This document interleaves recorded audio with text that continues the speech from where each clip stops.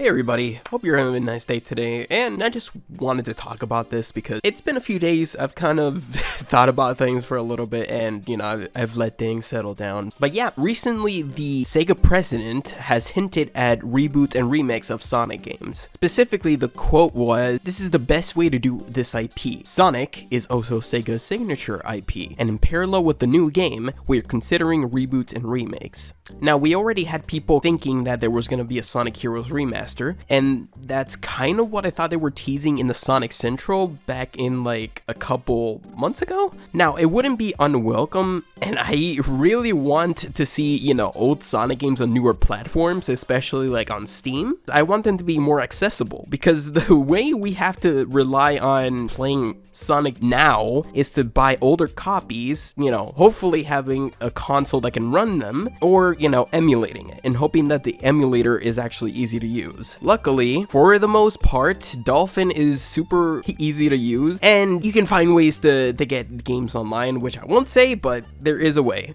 But that's basically the way that we've had to handle like playing older Sonic games. There is no official way to pay for it and play it on modern platforms. If you don't have a PC, there is no way to play these older games. And especially for new people coming in, that would be so brilliant on their end to do. And they did kind of work with Xbox before, like porting over or having them transfer over Unleashed. And actually, no, the game that I was thinking of instead of 06 was actually Generations. So Generations and Unleashed. They did boost them to 60 FPS on the Xbox Series, but they also work on Xbox One. That was the original port job done. That was more on the Xbox side. Sega just authorized it to be done. Now, I am a little worried because when it comes to ports, at least done by Sega, they've been very bad. If it's not the original release of the game, they're just awful. Sonic Genesis, for one, Sonic Adventure 2 Battle to an extent, like it did add features and it was mostly stable, but the changes it had to make were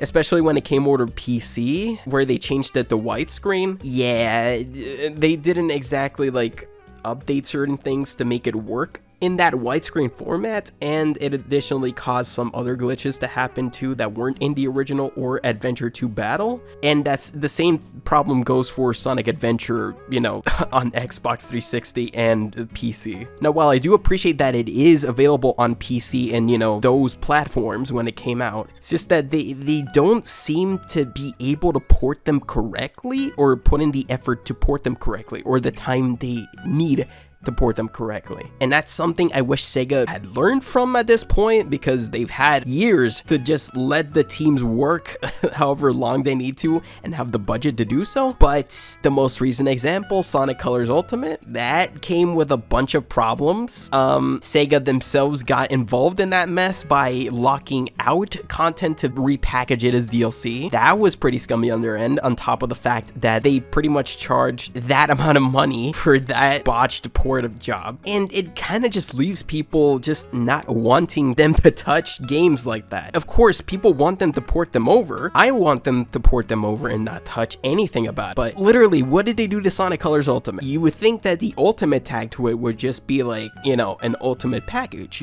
everything in there, maybe adding extra concept art, DLC, something like that. I don't even have to like, even Sonic Origins had problems. Like, Sonic 3 was a complete mess. They delisted other versions of the game that were originally on PC just to make the value of Origins shoot upwards. That's the same thing Rockstar did for GTA. They took out all the other versions that were already available on other consoles and platforms just to increase the value of their $60 ports that were just, if you know the story behind that one, then yeah. It's just pretty scummy. Like, instead of actually making it worthwhile, they have to increase the value of it by taking out other versions of it. I never got behind that, because not only are those versions, which have specific features and stuff that only applies to those, just gone now, they're erased from existence because digital storefronts. You're just screwed. If they just delist it, it's gone. That's something I hate about digital storefront. Anyway, we're getting off topic, but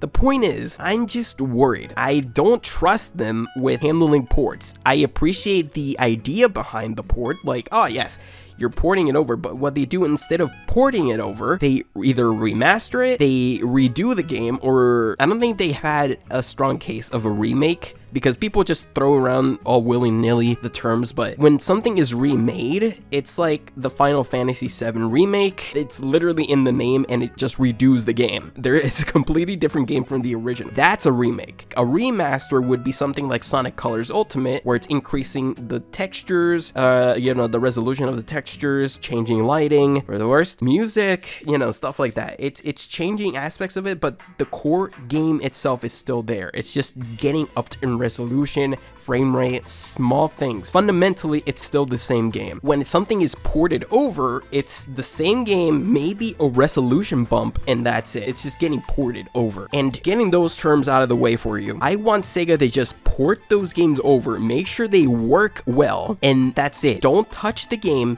You already proved that once you touch the game, it's just over. You change aspects of it, it no longer feels the same, it just runs worse or something. And I don't want you to touch the game. Just don't. If you're going to bring a game back, just port it over. That's all Sega needs to do, and we'd be fine with that. Just price it fairly, and that's it. We don't really need a remaster. We don't need a remake. Maybe you can argue one for Sonic Adventure or Adventure 2, but I don't know. And then Fidel actually brought this up. They may remake or remaster Sonic Adventure 2, which I guess, because Sonic Movie 3 is coming out in like a year, so it wouldn't make sense. That is like Shadow's original story.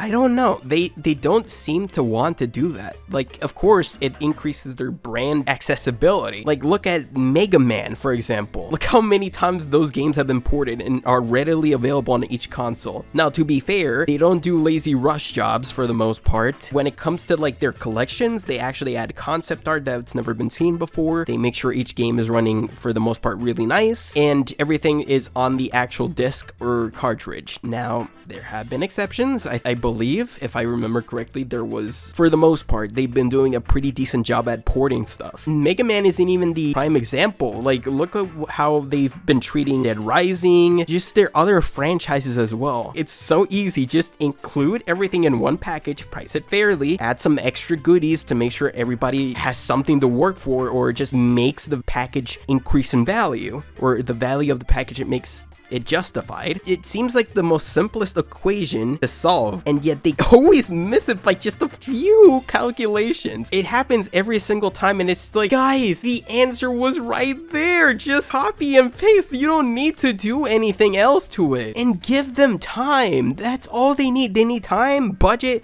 That's it. Let them do their thing, and they will port things correctly. I just want, like, if they port Sonic Unleashed over, or they remaster it, which it doesn't need. Like, the game is already beautiful as is, and maybe could use the resolution bump, or the frame rate bump, I mean, that I got on Xbox. That would be great. Like, just add an option for 60 FPS or 30 FPS, like how other PC games do it, and I think some console games, even though getting a little bit messy there, but just add an option for people that want to play it the original way, and then keep it towards you can play it, in an increased frame rate and resolution. That it's simple. It's not complicated. If they do that, then it's all good. Like, I'll pay for that. I'll pay full price. I'll pay for a digital copy. I'll pay for a physical copy somehow. People will give you money. Just make sure things are ready to go and aren't messed up.